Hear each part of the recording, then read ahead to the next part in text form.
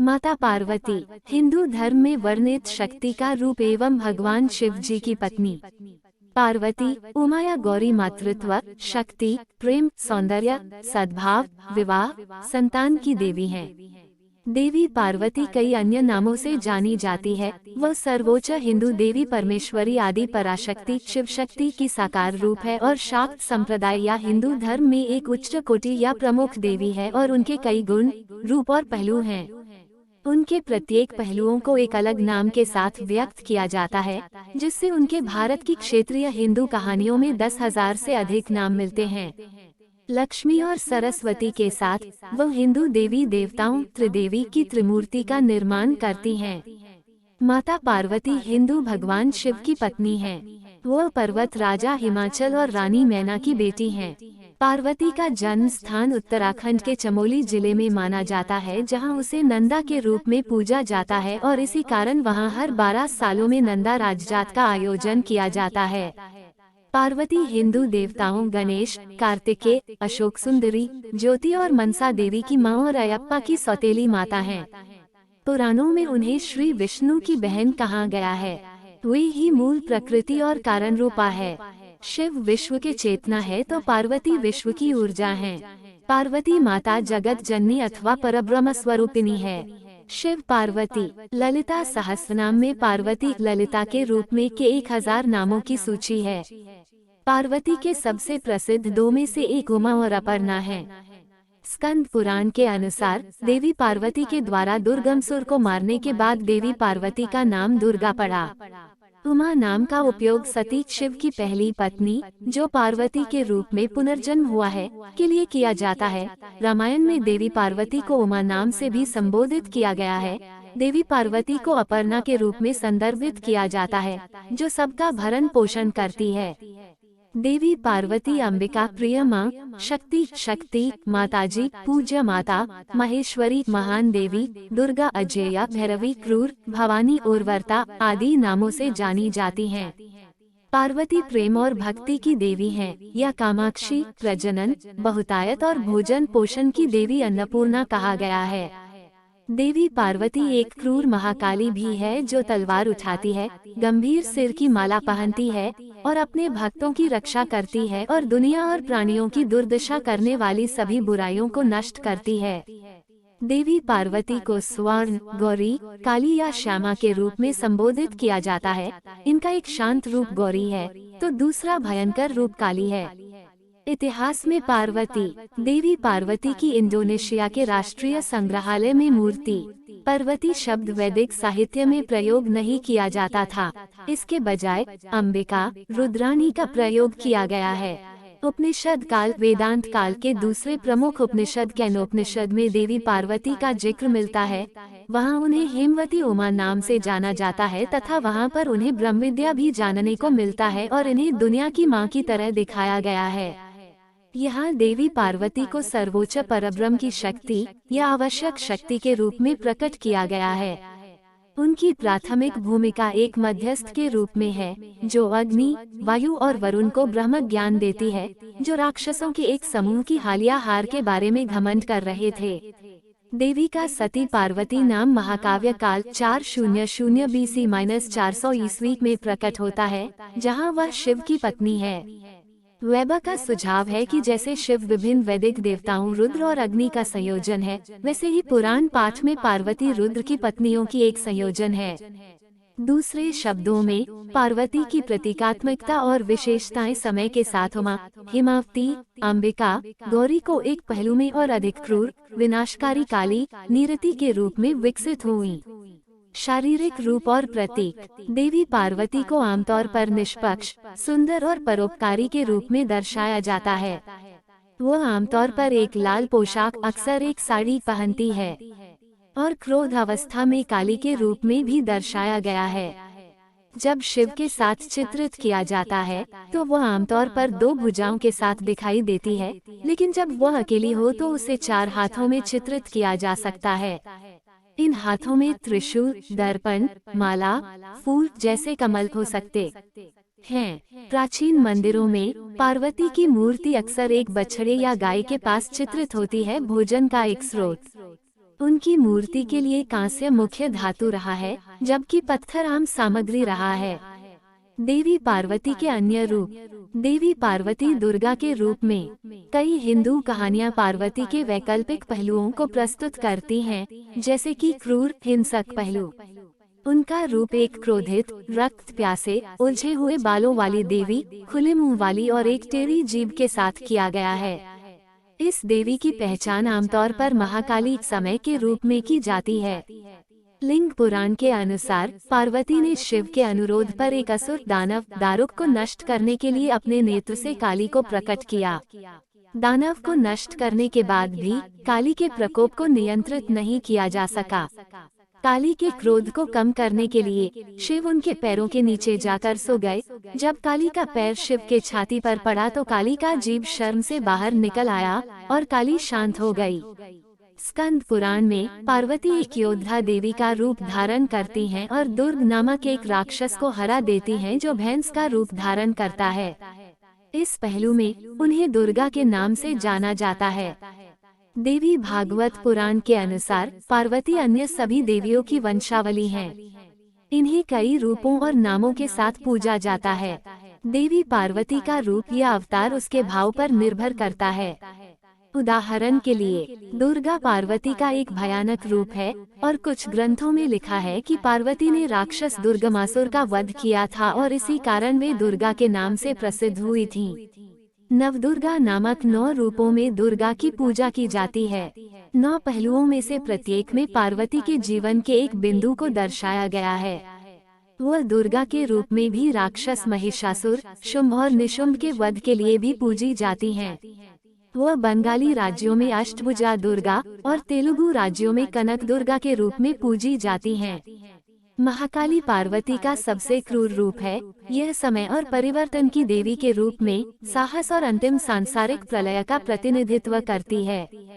काली 10 महाविद्याओं में से एक देवी है जो नवदुर्गा की तरह हैं, जो पार्वती की अवतार हैं। काली को दक्षिण में भद्राकाली और उत्तर में दक्षिणा काली के रूप में पूजा जाता है। पूरे भारत में उन्हें महाकाली के रूप में पूजा जाता है।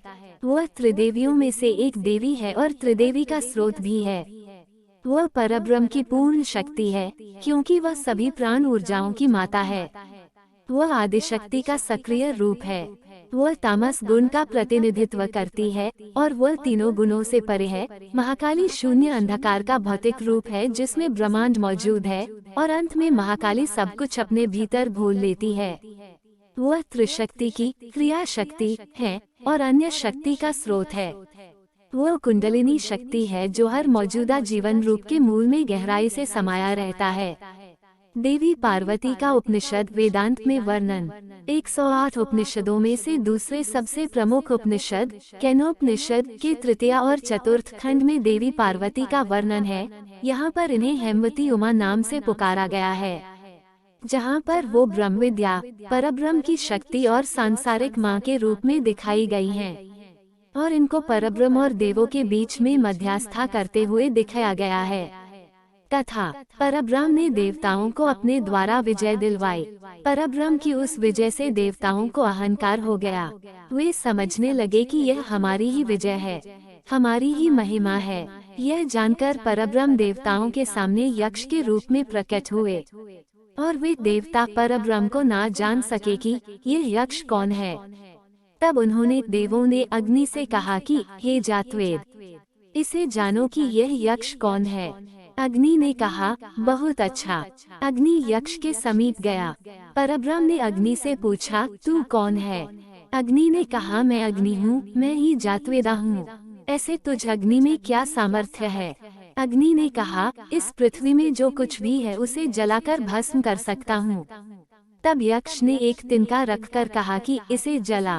अपनी सारी शक्ति लगाकर भी उस तिनके को जलाने में समर्थ न होकर वह लौट गया।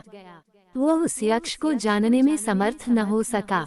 तब उन्होंने देवताओं ने वायु से कहा, हे वायु, इसे जानो कि यह यक्ष कौन है। वायु ने कहा, बहुत अच्छा। वायु यक्ष के समीप गया। उसने वायु से पूछा, तू कौन है? वायु ने कहा, मैं वायु हूँ, मैं ही मातरिश्वा हूँ। ऐसे तुझ वायु में क्या सामर्थ्य है? वायु ने कहा, इस पृथ्वी में जो कुछ भी है उसे ग्रहण कर सकता हूँ। तब यक्ष ने एक तिनका रखकर कहा कि इसे ग्रहण कर। अपनी सारी शक्ति लगाकर भी उस तिनके को ग्रहण करने में समर्थ न होकर वह लौट गया। वो उस यक्ष को जानने में समर्थ न हो सका। तब उन्होंने देवताओं ने इंद्र से कहा, हे मघवन, इसे जानो कि यह यक्ष कौन है। इंद्र ने कहा, बहुत अच्छा। इंद्र खुद यक्ष के समीप गया। उसके सामने यक्ष परब्रह्म अंतर्धान हो गए। वह इंद्र उसी आकाश में अतिशय शोभायुक्त देवी हेमवती उमा पार्वती को देखा और उनके पास आ पहुंचा और उनसे पूछा कि यह यक्ष कौन था। देवी पार्वती ने स्पष्ट कहा कि वह यक्ष ब्रह्म है। उस ब्रह्म की ही विजय में तुम इस प्रकार महिमान्वित हुए हो। तब से ही इंद्र ने यह जाना कि यह ब्रह्म है। इस प्रकार ये देव जो कि अग्नि, वायु और इंद्र हैं, अन्य देवों से श्रेष्ठ हुए। उन्होंने ही इस ब्रह्म का समीपस्थ स्पर्श किया और उन्होंने ही सबसे पहले देवी के द्वारा जाना कि यह ब्रह्म है। इसी प्रकार इंद्र अन्य सभी देवों से अति श्रेष्ठ हुआ। उसने ही इस ब्रह्म का सबसे समीपस्थ स्पर्श किया। उसने ही सबसे पहले जाना कि यह ब्रह्म है। इसके अलावा और भी कई उपनिषदों में देवी पार्वती का वर्णन मिलता है, जहाँ देवी कुछ अलग नाम से भी जानी जाती है। पूर्वजन्म की कथा। पार्वती पूर्वजन्म में दक्ष प्रजापति की पुत्री सती थी तथा उस जन्म में भी वे भगवान शंकर की ही पत्नी थीं। सती ने अपने पिता दक्ष प्रजापति के यज्ञ में अपने पति का अपमान न सह पाने के कारण स्वयं को योगाग्नि में भस्म कर दिया था। भगवान शंकर को जब ये बात पता चली तो उन्होंने वीरभद्र के रूप में दक्ष प्रजापति के यज्ञ को नष्ट कर दिया। भगवान शिव सती के शव को लेकर तांडव करने लगे। उसी समय भगवान विष्णु ने अपने सुदर्शन चक्र से माता सती के शव के 51 भाग कर दिया। जहाँ जहाँ माता सती के ये अंग गिरे वहाँ शक्तिपीठों की स्थापना हुई। अगले जन्म में माता सती पार्वती बनकर हिमनरेश हिमवान के घर अवतरित हुई। पार्वती की तपस्या। पार्वती को भगवान शिव को पति के रूप में प्राप्त करने के लिए वन में तपस्या करने चली गईं। अनेक वर्षों तक कठोर उपवास करके घोर तपस्या की तत्पश्चात वैरागी भगवान शिव ने उनसे विवाह करना स्वीकार किया। पार्वती की परीक्षा। भगवान शंकर ने पार्वती के अपने प्रति अनुराग की परीक्षा लेने के लिए सप्तऋषियों को पार्वती के पास भेजा। उन्होंने पार्वती के पास जाकर उसे यह समझाने के अनेक प्रयत्न किए कि शिव जी औघड़, अमंगल वेशधारी और जटाधारी हैं और वे तुम्हारे लिए उपयुक्त वर नहीं हैं। उनके साथ विवाह करके तुम्हें सुख की प्राप्ति नहीं होगी। तुम उनका ध्यान छोड़ दो। किंतु पार्वती अपने विचारों में दृढ़ रहीं। उनकी दृढ़ता को देखकर सप्तऋषि अत्यंत प्रसन्न हुए और उन्हें सफल मनोरथ होने का आशीर्वाद देकर शिव जी के पास वापस आ गए। सप्तऋषियों से पार्वती के अपने प्रति दृढ़ प्रेम का वृतांत सुनकर भगवान शंकर अत्यंत प्रसन्न हुए। सप्तऋषियों ने शिव जी और पार्वती के विवाह का लग्न मुहूर्त आदि निश्चित कर दिया। शिव जी के साथ विवाह। देवी पार्वती का शिव के साथ विवाह की कलाकृति। निश्चित दिन शिव जी बारात लेकर हिमालय के घर आए। वे बैल पर सवार थे। उनके एक हाथ में त्रिशूल और एक हाथ में डमरू था। उनकी बारात में समस्त देवताओं के साथ उनके गणभूत, प्रेत, पिशाच आदि भी थे। सारे बाराती नाच गा रहे थे। सारे संसार को प्रसन्न करने वाली भगवान शिव की बारात अत्यंत मनमोहक थी। ब्रह्मा जी की उपस्थिति में विवाह समारोह शुरू हो गया। शिव और पार्वती का विवाह उत्तराखंड के त्रियुगी नारायण में हुआ, जहां नारायण ने पार्वती का भाई बनकर सभी रीति रिवाज निभाए और ब्रह्मा इस विवाह के पुरोहित बने। आज भी त्रियुगी नारायण मंदिर में वो अखंड अग्नि कुंड लगातार प्रज्वलित है। इस तरह शुभ घड़ी और शुभ मुहूर्त में शिव जी और पार्वती का विवाह हो गया और पार्वती को साथ लेकर शिव जी अपने धाम कैलाश पर्वत पर सुख पूर्वक रहने लगे। देवी पार्वती को समर्पित त्योहार। हरतालिका तीज। हरतालिका तीज को हरतालिका व्रत या तीजा भी कहते हैं। यह व्रत भाद्रपद मास के शुक्ल पक्ष की तृतीया को हस्त नक्षत्र के दिन होता है। इस दिन कुमारी और सौभाग्यवती स्त्रियां गौरी शंकर की पूजा करती हैं। विशेषकर उत्तर प्रदेश के पूर्वांचल और बिहार में मनाया जाने वाला यह त्योहार करवा चौथ से भी कठिन माना जाता है, क्योंकि जहां करवा चौथ में चांद देखने के बाद व्रत तोड़ दिया जाता है, वहीं इस व्रत में पूरे दिन निर्जल व्रत किया जाता है और अगले दिन पूजन के पश्चात ही व्रत तोड़ा जाता है। सौभाग्यवती स्त्रियां अपने सुहाग को अखंड बनाए रखने और अविवाहित युवतियां मन मुताबिक वर पाने के लिए हरितालिका तीज का व्रत करती हैं। इस दिन विशेष रूप से गौरी शंकर का ही पूजन किया जाता है। इस दिन व्रत करने वाली स्त्रियां सूर्योदय से पूर्व ही उठ जाती हैं और नहा धोकर पूरा श्रृंगार करती हैं। पूजन के लिए केले के पत्तों से मंडप बनाकर गौरी शंकर की प्रतिमा स्थापित की जाती है। इसके साथ पार्वती जी को सुहाग का सारा सामान चढ़ाया जाता है। रात में भजन कीर्तन करते हुए जागरण कर 3 बार आरती की जाती है और शिव पार्वती विवाह की कथा सुनी जाती है। नवरात्रि पार्वती की श्रद्धा में एक और लोकप्रिय त्योहार नवरात्रि है, जिसमें 9 दिनों तक उनकी सभी रूप की पूजा की जाती है। पूर्वी भारत में विशेष रूप से बंगाल, उड़ीसा, झारखंड और असम के साथ साथ भारत के कई अन्य हिस्सों जैसे कि गुजरात में उनके 9 रूप यानी शैलपुत्री, ब्रह्मचारिणी, चंद्रघंटा, कुष्मांडा, स्कंदमाता, कात्यायनी, कालरात्रि, महागौरी, सिद्धिदात्री की पूजा की जाती है। और भी कई स्थानीय त्योहार है जो देवी पार्वती को समर्पित है। पार्वती अक्सर शिव के साथ पूरे दक्षिण एशिया और दक्षिण पूर्व एशिया के शिव मंदिरों में मौजूद रहती हैं। कुछ स्थान जैसे शक्तिपीठ को उनके ऐतिहासिक महत्व और हिंदू धर्म के प्राचीन ग्रंथों में उनकी उत्पत्ति के बारे में बताया गया है और विशेष माना गया है। कामाख्या शक्तिपीठ मंदिर, असम। 51 शक्तिपीठ के नाम। देवी पार्वती भारतीय उपमहाद्वीप के बाहर उमा या दुर्गा की मूर्ति के रूप में देवी पार्वती दक्षिण पूर्व एशिया में पाई गई हैं। 8वीं शताब्दी की पार्वती कंबोडिया बाएं और 14वीं शताब्दी की पार्वती जावा द्वीप, इंडोनेशिया। देवी पार्वती की प्रतिमा या मूर्तिकला दक्षिण एशिया के मंदिरों और साहित्य में पाई गई हैं। उदाहरण के लिए कंबोडिया में खमेर के प्रारंभिक शैव शिलालेख, जो 5वीं शताब्दी ईस्वी के आसपास के समय की है, उनमें पार्वती, उमा और शिव का उल्लेख है। कई प्राचीन और मध्यकालीन युग के कंबोडियन मंदिर, पत्थर की कला और नदी तल की नक्काशी पाई गई है जो पार्वती और शिव को समर्पित हैं। बोयसेलिया ने वियतनाम में उमा के साक्ष्य की खोज चंपा युग के मंदिरों में की है। शिव के साथ पार्वती को उमा के रूप में समर्पित दर्जनों प्राचीन मंदिर इंडोनेशिया और मलेशिया के द्वीपों में पाए गए हैं। दुर्गा के रूप में पार्वती का अवतार दक्षिण पूर्व एशिया में भी पाया गया है। जावा द्वीप में कई मंदिर शिव पार्वती को समर्पित हैं जो पहली सहस्राब्दी ईस्वी की दूसरी छमाही से हैं और कुछ बाद की शताब्दियों के। मां दुर्गा के चिन्ह और पूजा के साक्ष्य 10वीं से 13वीं शताब्दी के बीच की मिली है।